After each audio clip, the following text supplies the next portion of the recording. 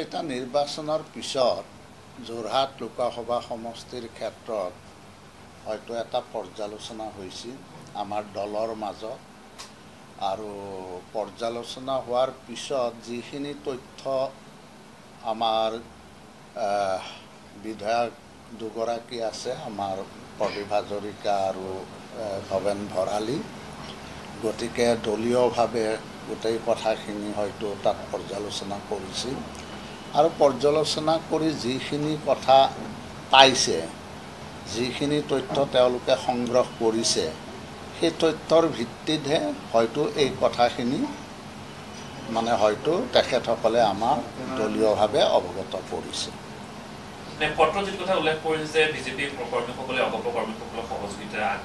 সেই কথাটো মই গম নাপাম সেইটো তেওঁলোকে তেওঁলোকৰ পৰ্যালোচনাত যিখন প্ৰতিবেদন যদি আমাৰ দললৈ পঠিয়াইছে তেতিয়াহ'লে যদি সেইখিনি কথা উল্লেখ আছে তেতিয়াহ'লে সেইটো তেওঁলোকে ভালকৈ ক'ব পাৰিব নহয় এতিয়া টেবুল হয়তো কাৰণ যিহেতু আমি মিত্ৰজোঁটত আছোঁ গতিকে মিত্ৰজোঁটত থকাৰ কাৰণে পৃথকে পৃথকে টেবুল কৰাৰ কোনো তেনেধৰণৰ মানে আমাৰ সিদ্ধান্তও নাছিল যদি কোনোবাই ভাবে যে ক'ৰবাত যদি টেবুলৰ প্ৰয়োজন আছে তেতিয়াহ'লে হয়তো তেওঁলোকে টেবুল হেৰি কৰি পেলাই লৈ তেওঁলোকে হয়তো দলীয়ভাৱে নিজাববীয়াকৈ কৰিব পাৰে যিহেতু মিত্ৰজোঁটত আছোঁ আৰু মিত্ৰজোঁটৰ প্ৰাৰ্থীক জয়ী কৰাৰ কাৰণে যিহেতু আমি আমাৰ যি তিনিটা দল আছে মিত্ৰ দল আমি এই দলকেইটাই তেনেকৈ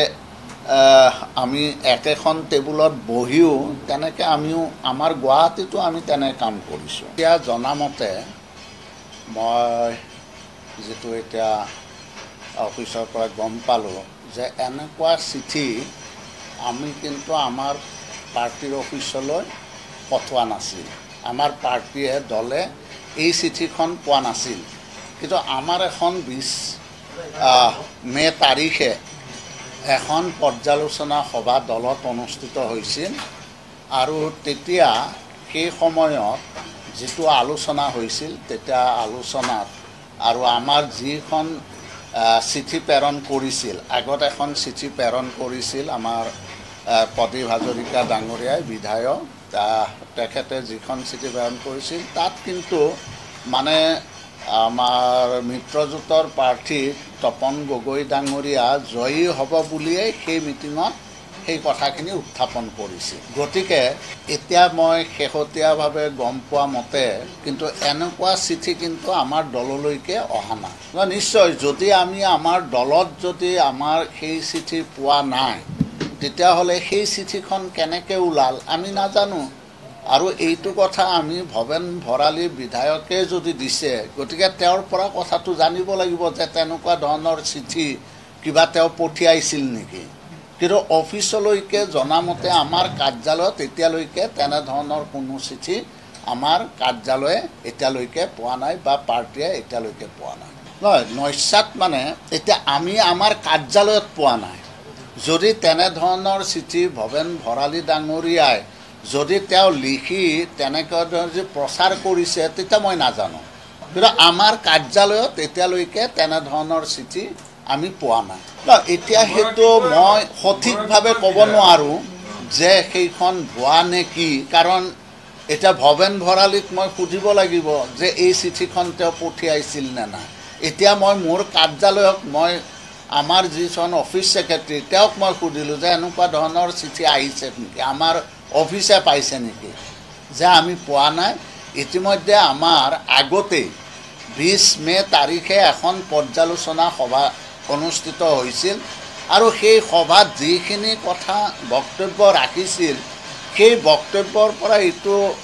স্পষ্ট হৈ পৰিছিল যে তপন গগৈ ডাঙৰীয়া মিত্ৰজোঁটৰ প্ৰাৰ্থী আমাৰ মানে এইবাৰ যোৰহাট লোকসভা সমষ্টিৰ পৰা জয়ী হ'ব এই কথাখিনি আলোচনা নহয় নহয় আমাৰ তেনেকৈ কমিটি কৰা নহয় আমাৰ যিটো মানে আমাৰ যি দলীয়ভাৱেহে আমাৰ এই পৰ্যালোচনাটো হৈছে তাত দলীয়ভাৱে আমাৰ MLA 2গৰাকী আছে দুয়োগৰাকীয়ে এই পৰ্যালোচনা সভাত উপস্থিত আছিল আমাৰ এইখন প্ৰতিবেদন আমাৰ এতিয়া ইতিমধ্যে কাৰ্যালয়ৰ পৰা কোৱা অনুযায়ী এই চিঠিখন আমাৰ কাৰ্যালয়ে পোৱা নাই কিন্তু তাৰ আগতে আমাৰ প্ৰদীপ হাজৰিকা ডাঙৰীয়াই এখন আমাৰ জিলা যিসমূহ জিলা আছিল যি দুটা যোৰহাট লোকসভা সমষ্টিৰ অন্তৰ্গত জিলা আছিল যিখিনি বিধান আমাৰ সভা সমষ্টি কমিটি আছিল সেইবিলাকৰ লগত এটা আলোচনা হৈছিল আৰু আলোচনাত যিখিনি কথা পাইছিলে সেই কথাখিনি ইয়াৰ আগতে এখন পত্ৰ আমালৈ প্ৰেৰণ কৰিছে সেই পত্ৰখনে পাইছিলোঁ আৰু সেই পত্ৰখনৰ ওপৰত ভিত্তি কৰি আমাৰ পৰ্যালোচনা সভাত এই কথাখিনি আলোচনা হৈছিল কিন্তু পৰৱৰ্তী সময়ত যদি ভৱেন ভৰালী ডাঙৰীয়াই আকৌ যদি বেলেগকৈ পৃথককৈ যদি কিবা চিঠি দিছে সেই কথাটো আমি কিন্তু অৱগত নহয় সেইটো জিলাৰ পৰা পঠিয়াব দুয়োখন আমাৰ দুখন জিলা যোৰহাট জিলা আৰু শিৱসাগৰ জিলা আৰু তাত যিখিনি বিধানসভা সমষ্টি আছে দলীয়ভাৱে আমাৰ যিখিনি সমষ্টি কমিটি আছে সেই কমিটিসমূহক লৈ এই পৰ্যালোচনাটো হৈছিল আৰু সেই পৰ্যালোচনাত যিখিনি কথা আলোচনা হৈছিল সেই কথাখিনি আজি এই কথাখিনি উত্থাপন হৈছে বা এই কথাখিনি আজি যোৱাকালি মানে চেনেলত প্ৰকাশিত হৈছে প্ৰচাৰ হৈছে কিন্তু এই কথাখিনি ইয়াৰ আগতে 20 মে তাৰিখে আমাৰ এই পৰ্যালোচনা সভাত আমাৰ ৰাজ্যিক ভিত্তিত পৰ্যালোচনা সভা অনুষ্ঠিত হৈছিল আমাৰ 14টা লোকসভা সমষ্টিৰ সেই সভাত কিন্তু এই চিঠিখন আমি সেই সভাত পোৱা নাছিলোঁ পঠোৱাটো একটা বেলেগ সেইখন চিঠি পঠিয়াইছে নে নাই আমি এতিয়ালৈকে জনামতে এই চিঠিখন এতিয়ালৈকে কিন্তু আমাৰ কাৰ্যালয়ে পোৱা নাই যেহেতু আমি কাৰ্যালয়ে পোৱা নাই আমি যেহেতু অৱগত নহয় গতিকে এই কথাটো আমি চেনেলৰ জৰিয়তেহে গম পাইছোঁ গতিকে এই কথাটো সত্য নে অসত্য আজি মই ক'ব নোৱাৰিম হৈছিলে বৈঠকত আলোচনা হৈছে আৰু সেই বৈঠকত এইবিলাক কথা আলোচনা হোৱা নাছিল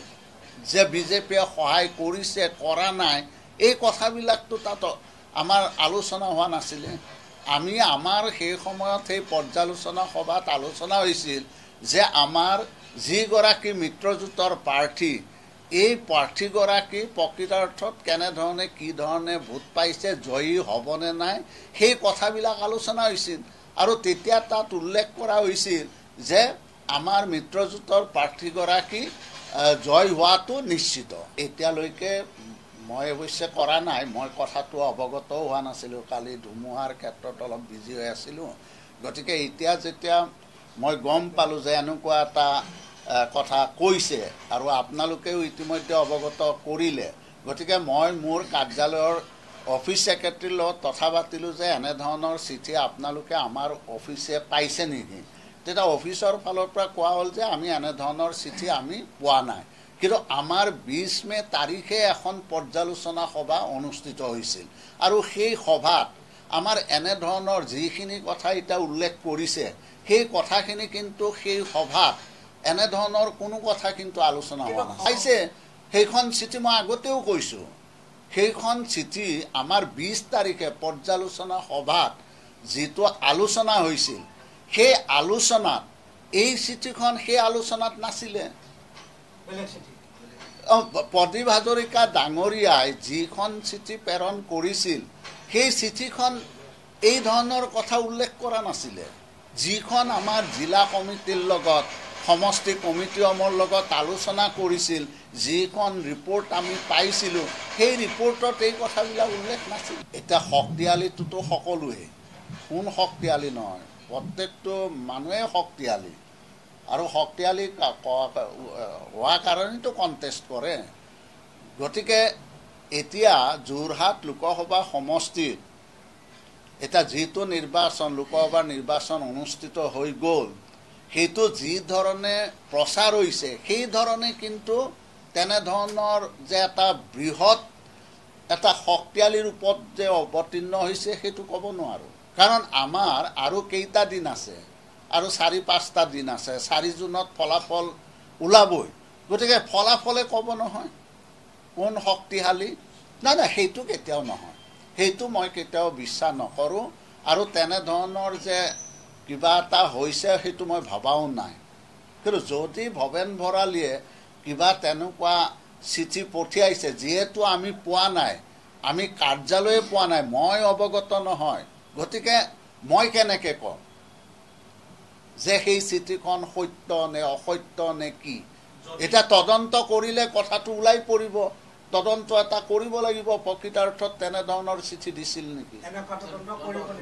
বা সেই কথাটো মই সভাপতিৰ লগত আলোচনা কৰিম। যদি তেনেকুৱা চিঠি কিবা দিছে বা তেনেকুৱা ধৰণৰ